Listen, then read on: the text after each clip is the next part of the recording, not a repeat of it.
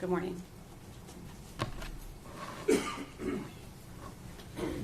Today we're going to talk about Evelyn Boswell for a few minutes. In 2019, Evelyn Boswell was a bright, growing little girl, full of life, healthy, learning to walk, learning to talk, doing all the things that a 12-month-old child would do. Which means today, 5 years later, Evelyn Boswell would be 6 years old. She would be possibly in kindergarten, learning to read, maybe taking her first ballet class or her first soccer game, learning to tie her shoes, all of the things that we think of that are firsts for 6-year-old children. But based upon the last 2 days of our jury selection, we all know that Evelyn Boswell is not going to do any of those things. We all know that all of that was taken away from her in December of 2019 by the defendant, Megan Boswell. And her life wasn't just cut short. It's not just a tragedy. Her life was violently ripped away from her. And we can all agree that it's a shock, it's a tragedy when a child dies. It's upsetting. It upsets all of us. You'll hear phrases like gone too soon, what a tragedy. A child has such a life ahead of them. And a lot of times it is a tragedy. And in this case it's a tragedy too, but in this case it was a preventable tragedy. There's so much more to this story that you are going to hear. Because Evelyn did not have to die. Evelyn could be here today. And so today, 5 years later, we are asking you to give justice to Evelyn Boswell. During this trial, you will learn that the one person, Evelyn's mother, Megan Boswell, who was entrusted more than anyone else to take care of her, to keep her safe, to protect her, that she failed her in the worst possible way.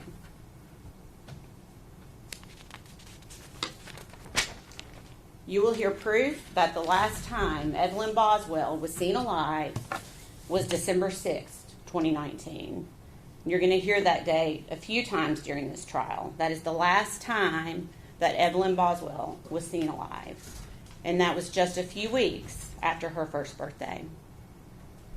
And you're going to hear from many witnesses who saw Evelyn frequently, saw her all the time, family members, Megan Boswell's friends, that all of a sudden are like, where's Evelyn? Where's Evelyn? We're not seeing. They're concerned. And they would ask Megan Boswell about it. And every time, Megan had an answer. Megan concocted a story. And I'm not going to tell you now what she said. You're going to hear that in the proof. But she told all kinds of different stories, depending on the person that she was talking to. And you will hear from those witnesses today. But you will hear, or this week, but you will hear there was concern.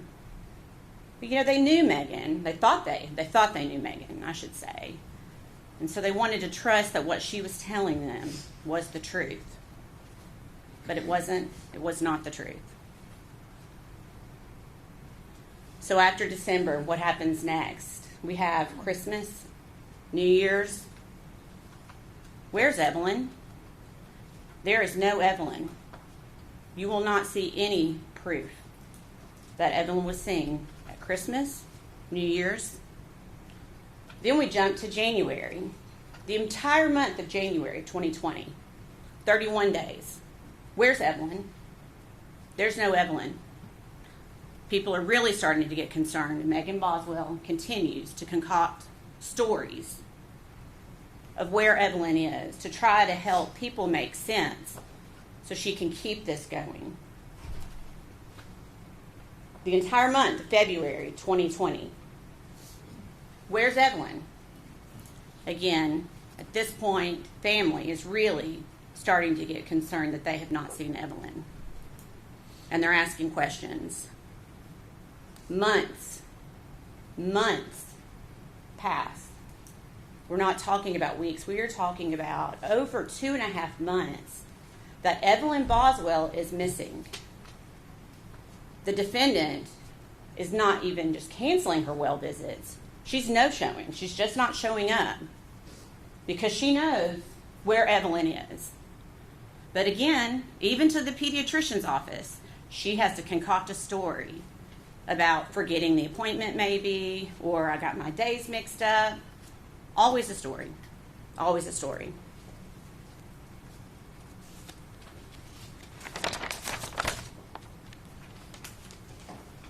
So we know now, we did not know then, but we know now that from early December, Evelyn Boswell, even though it had not been reported by Megan Boswell, Evelyn Boswell was a missing child from early December until almost the end of February. She was a missing child. And the only person who knew that, the person who was entrusted to take care of her the most, is the only person who knew that Evelyn was actually missing. And she just left it unreported. Over 2 months later, finally, Megan Boswell's dad, Tommy Boswell, finally essentially puts an ultimatum down on his daughter and says, I'm tired of the stories. If you don't show me my grandchild by the next day, I'm essentially calling the police. Well, Megan knew she could not do that, and she did not do that. And Tommy Boswell finally was the one to report Evelyn missing on February 18th of 2020. Finally, law enforcement gets involved, the Tennessee Bureau of Investigation gets involved, the FBI gets involved, all hands on deck to find this missing child. She's finally reported missing. But it's important to note that it was not Megan Boswell that reported her child missing. Megan Boswell never reported her child missing. So you're going to hear from December of 2019 until February of 2020, when it's finally reported, that the defendant's biggest believable story, that really is probably what kept the family from reporting earlier, is she was saying that Evelyn was with her father, Ethan Perry. And you'll hear a lot about Ethan Perry, and you'll get to hear from Ethan Perry yourselves. Ethan Perry is actually not Evelyn's father, but Megan led him to believe that he was the father. And everyone, for all purposes, also believed Ethan Perry was the father. So to the family, they're like, well, that's good. He's stepping up. The father's stepping up. That's good. We're proud of him. And that is the story that Megan Boswell told mostly to her family, to her friends. You were going to hear a lot of testimony about her just telling everyone that Ethan Perry has gotten Evelyn. First, you'll hear that they're trading weeks, but doesn't make sense because people are still not seeing Evelyn. So then Megan took it one step further, where he took her to court and got emergency custody, blaming her for something. And again, not true. There was never court. There were no documents. Juvenile court was never involved. It was just another story that Megan Boswell was telling because she knew where Evelyn was, and she had to keep perpetuating this lie. Interestingly enough, she didn't think it through completely because Ethan Perry at the time was in the Army in Louisiana. He lived in barracks, and I think we all understand and know that in the barracks, there's not going to be a toddler running around. But Megan Boswell, in perpetuating that story, she didn't care. She got the entire Army involved in this to go investigate this poor guy who was trying to serve our country in Louisiana. Pulling him out of his duty, I can't imagine the chaos that caused, all because Megan Boswell wanted to perpetuate this lie. And Ethan Perry didn't even see Evelyn in December. You will hear that he came in to visit his grandparents on leave. He never saw Evelyn Boswell over Christmas or over December. We all know why now. But at the time, Megan again tells the story. Evelyn has the flu. She can't come. And you will hear the testimony that no one saw, no one, not Ethan Perry or anyone else saw Evelyn Boswell in December. The hard part. From early December of 2019 until later when her body was found, Evelyn was always in the same place. And Megan Boswell knew that. Megan Boswell knew that because she is the one that put Evelyn there. She placed Evelyn's body in a kitchen trash can. Her own trash can from her home, from the trailer that she shared with Evelyn. And she hid that trash can in her own childhood playhouse on her father's property, a playhouse that you will see no one has been in for a very long time, and that it was Megan's. It was personal to Megan, not to anyone else. And you're going to hear that Evelyn was put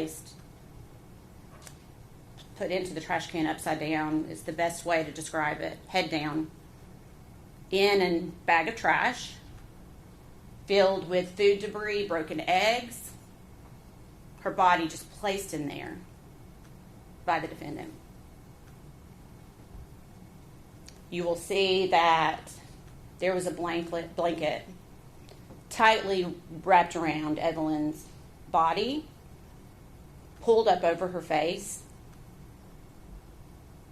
and quite a bit of aluminum foil then wrapped around her head.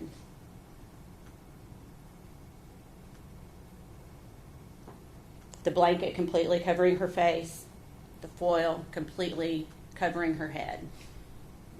Upside down in a trash can, still in her purple fleece onesie and diaper.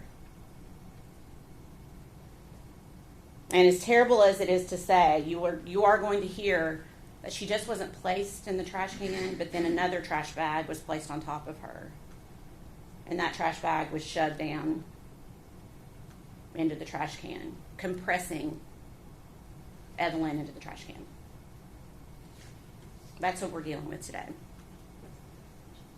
And you're going to hear proof that directly links only one person to this crime, this horrendous crime. You are going to hear that the only person linked to this crime is sitting at this table right here. You are going to hear it from many witnesses. You're going to hear all of the stories that she concocted, the lies that she told, and you're going to hear forensic evidence that links the defendant, Megan Boswell, and only the defendant, Megan Boswell, to this crime.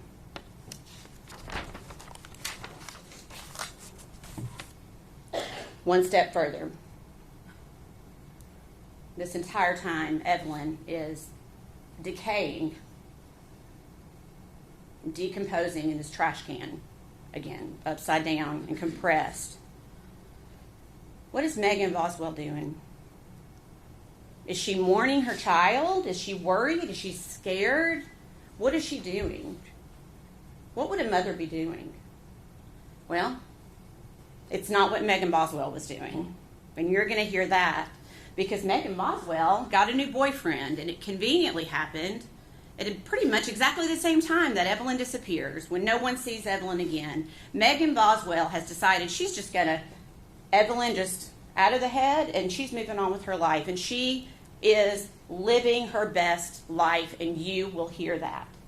She has this new boyfriend who has money, or at least she thinks he has money, and she's going to have a better life for herself. Not her child, but for herself. You will hear that she takes trips. She's clearly falling in love.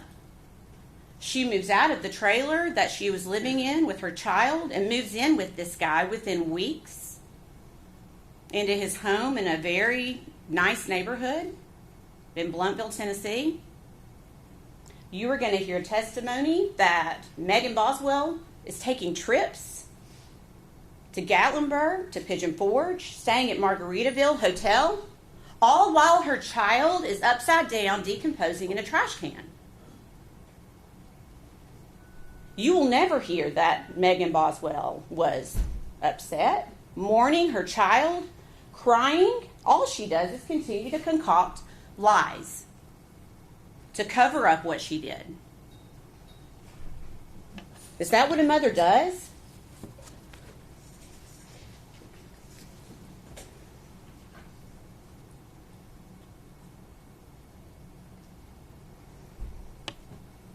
So you will hear that when Tommy Boswell reports, it's essentially all hands on deck with law enforcement.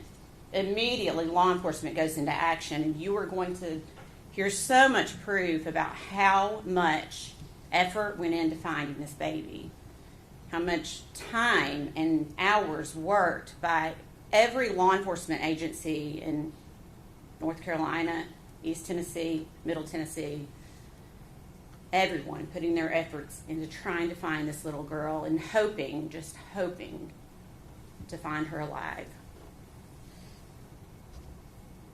So then Megan Boswell then, of course, comes clean, right? Once law enforcement's involved, because Megan knows where Evelyn is, so she's gonna tell law enforcement, right? The answer is no, and you probably can gather that by General Harper reading the indictment for about 40 minutes this morning. Megan Boswell continues to perpetuate her stories, concocting anything, blaming anyone else, Ethan Perry, for a day, 2 days. She continues that story of Ethan Perry. Then you'll hear she admits that's not true. So then she tries to blame her mom, her own mom. She decides to try to blame to try to get out of this because she knows this snowball is rolling down this hill and she's trying to stop it the best she can. Why is she doing that?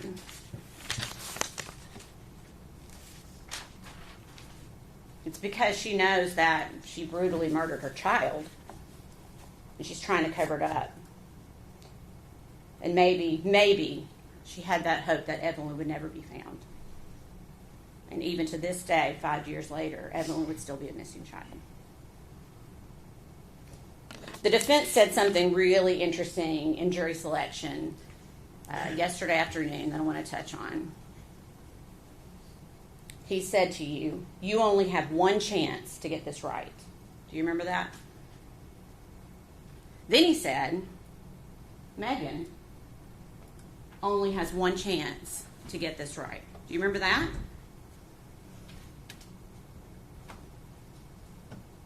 I submit to you, Megan Boswell has already had her chance. She was gifted with a beautiful child, a healthy, vibrant little girl. Evelyn was perfect. Megan Boswell already had her chance. So today is Evelyn's chance.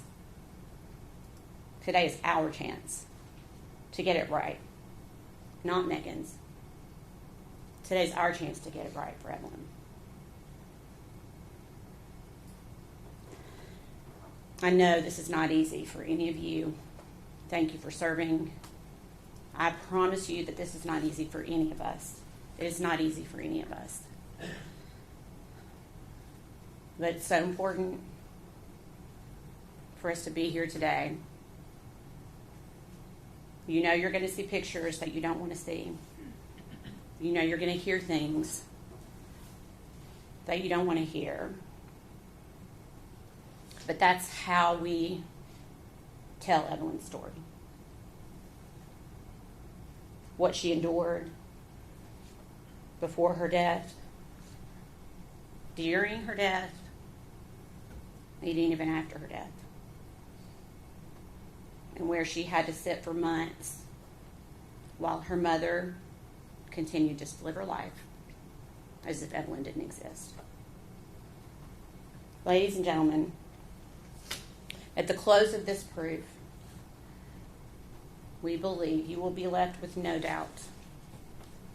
doubt at all, that the defendant, Megan Boswell, is guilty as charged in every count of the indictment.